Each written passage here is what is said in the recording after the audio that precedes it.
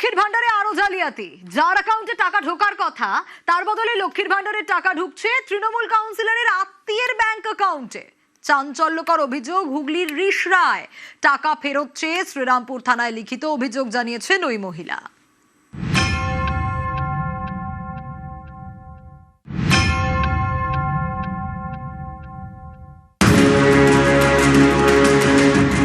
হুগলির রিষড়ার উর্মিলা দেবী লক্ষ্মীর ভান্ডারে জালিয়াতির অভিযোগ তুলেছেন। তার অভিযোগের আঙুল স্থানীয় তৃণমূল কাউন্সিলর পার্থসারথী গুপ্ত এবং তার আত্মীয় এলাকার তৃণমূল নেতা বিজয় সাউয়ের দিকে। এলাকার তৃণমূল কাউন্সিলর পার্থসারথী গুপ্ত উর্মিলা দেবীর দাবি, লক্ষ্মীর ভান্ডারের টাকা পেতে 2021 সালে তাঁর কাছে যান। কাউন্সিলরের কথায় ফর্ম ফিল আপ করে দেন তার আত্মীয় বিজয় সাউ। অভিযোগ, ফর্মে উর্মিলার বদলে নিজের ব্যাংক অ্যাকাউন্ট নাম্বার দেন বিজয়। তখন থেকেই কাউন্সিলরের আত্মীয়ের অ্যাকাউন্টে ঢুকছে লক্ষ্মীর ভান্ডারের টাকা। উর্মিলা দেবীর অভিযোগ, এর সমাধান চেয়ে বারবার কাউন্সিলরের দ্বারস্থ হয়েও লাভ হয়নি, ঠিকমতো টাকাও পাননি। রাজ্যে পালা বদলের পর এবার পুলিশে নালিশ। हमारा अकाउंट में पैसा नहीं आ रहा है, कोई विजय साहू है उसी का अकाउंट में आ रहा है पैसा। काउंसलर के पास गए, बोला ठीक करा देंगे ठीक करा देंगे। धमकी बोले होने हम थाना जाएंगे ये करेंगे, तो हमको 5,000 रुपया दिया है।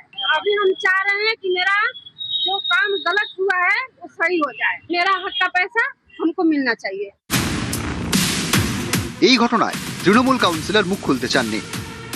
এরা তৃণমূল নেতা নিজেরা নানাভাবে এই পয়সাগুলোকে ড্রেন আউট করে নিজেদের দিকে নিয়ে যাচ্ছিল।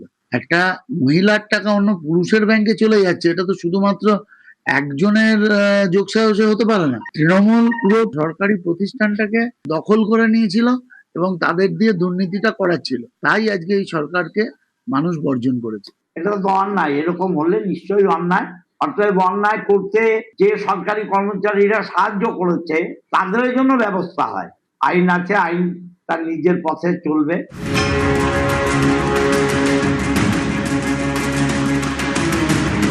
মুর্শিদাবাদের বহরমপুরে রাকিবুল শেখ, তার ব্যাংক অ্যাকাউন্টেও ঢোকে লক্ষ্মীর ভান্ডারের টাকা।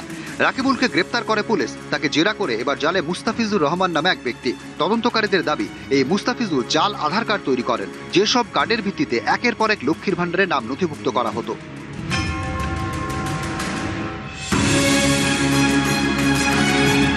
সরকারি নিয়ম অনুযায়ী 25 থেকে 60 বছর বয়সে পর্যন্ত মেলে লক্ষ্মীর ভান্ডার, অথচ চন্দ্রকোনার মনোহরপুরে বয়স 25 হওয়ার আগেই মিলছে লক্ষ্মীর ভান্ডার।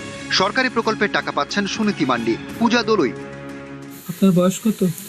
বয়স 20। আমাদের পঞ্চায়েত হচ্ছে জমা লিখছিল, তার কাছে সব জমা দিলাম। সে এবার কি করে করেছে আমি বলতে এটা কি ভোটের আগে? ভোটার কি বলেছে যে তৃণমূলকে ভোট দিতে হবে? হ্যাঁ, তৃণমূলকে ভোট দিতে হবে, লক্ষ্মীর ভান্ডার করে দেবো। হ্যাঁ। ও জাল আধার করে একজনের অল্প বয়সে তার লক্ষ্মী ভান্ডার করে দিয়েছে। প্রত্যেক বাড়িতেই 4টা-5টা করে জব কার্ড বানিয়ে পয়সা নিয়েছে আবাস যোজনার। এতদিন বলতে পারেননি কেন আপনারা? ওদের শাসানি, ওরা আমাদেরকে শাসিয়ে রেখেছিল। অভিযোগ, এলাকার তৃণমূল নেতা গৌতম দণ্ডপাট এবং সিভিক ভলান্টিয়ার তাপস দণ্ডপাট টাকা নিয়ে এই কাজ করেছেন। দুজনের নাম প্রকাশ্যে আসতেই তারা এলাকা ছাড়া। এই বাড়িতে, যে বাড়িতে তালা দেখতে পাচ্ছেন, তালা ঝুলানো আছে, বাড়ির মধ্যে কেউ নেই। কেউ আছেন ভেতরে? ভেতরে কেউ আছেন? কেউ বাড়িতে নেই, একদম ফাঁকা বাড়ি। সেই বাড়ি ছেড়ে চাবি দিয়ে বেরিয়ে গিয়েছে তাপস এবং তার পরিবার। বাড়িতে গৌতমের দেখা নেই, তবে ফোনে পাওয়া গেল।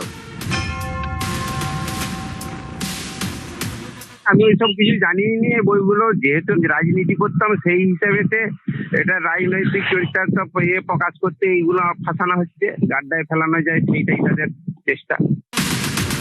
নিউজ 18 বাংলা।